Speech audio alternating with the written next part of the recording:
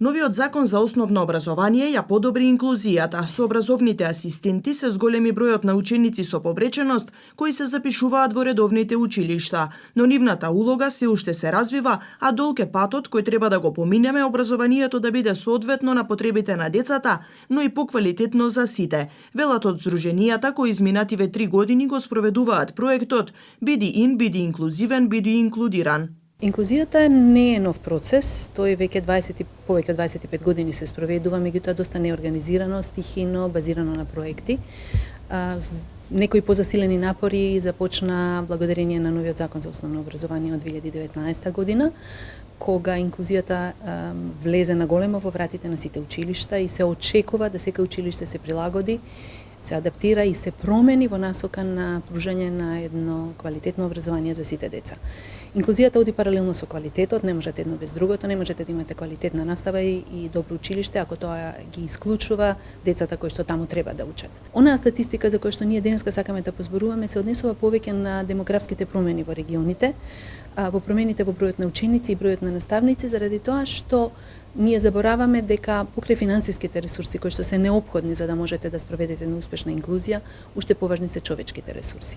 Со сите промени што настануваат во Македонија, се намалува бројот на ученици, се зголемува бројот на наставници и ние овие години сме дојдени до еден сооднос наставник-ученик кој што е за завидување, кој што е на ниво на најразвиените земји.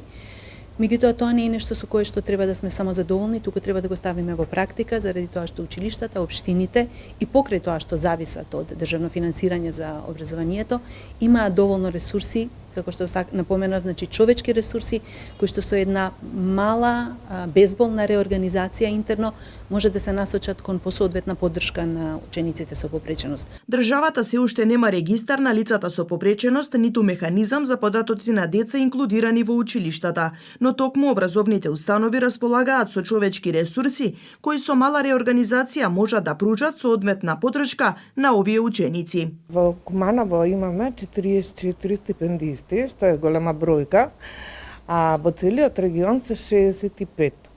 А на почетокот беа 4. Значи тоа не е нешто што можеме да се пофалиме, но дадовме поддршка на родителите во однос на прифаќање на попреченоста и при категоризација основниот документ што беше услов да осварат стипендија. Сите треба да знаеме дека инклузија е процес кој го гради локалната заедница, а правото на инклузивно образование треба да се свати како обврска секаде. И сите чинители во локалната заедница треба да дадат максимален придонес за да почувствуваат бенефит децата со попреченост, но и децата без попреченост. Секое дете во училиште треба да знае дека постои различно од него. Сите деца се различни, особено децата со попреченост кога се во комуникација со останатите многу побрзо напредуваат. Не е толку розово како што се представува, но се надеваме дека сите ќе дадеме допринос и училиштата и општината, но и граѓаните во подигање на јавната свест за правата на овие луѓе. Нивното право е загарантирано и со Конвенција на права на лица со попреченост, што веќе е обврска на државата, но и на локалната заедница. Во рамки на проектот се доделија 470 стипендии, се подобрија пристапните услови во над 40 училишта, се изградија сензорни соби и се набави опрема. За овие 3 години навистина и ние сме задоволни од тоа што го сработивме. Сите бројки кои што првично ни беа и цели кои што првично ни беа зацртани, успеавме и да ги надминеме. Проектот имаше за цел да придонесе кон суштинско вклучување на учениците со попреченост во редовните училишта.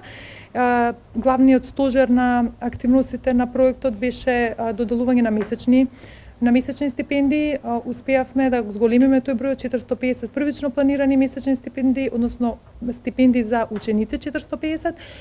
Имавме повеќе од 470 деца стипендисти кои што примаа месечни стипендии во рокот 3 години на проектот.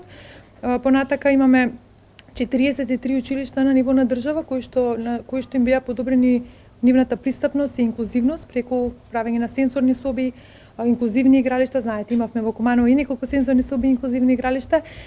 Потоа се набавуваа пакети асистивна технологија, направивме еден пристапен тоалет, исто така во општина Куманово.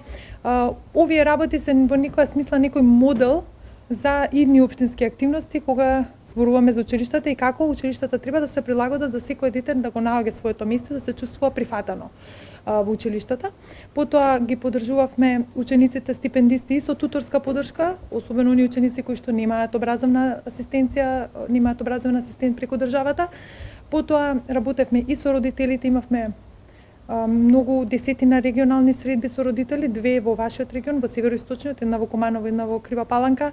Понатаму работевме со инклузивните тимови да ги закнеме нивните капацитети за работа со ученици со попреченост. Значи да навистина холистички пристап за да се поддржи и поттикне овој процес. Проектот со поддршка на Европската унија го спроведуваат Фондацијата Чекор по Чекор, Сдруженијето Инклузива и Хандимак.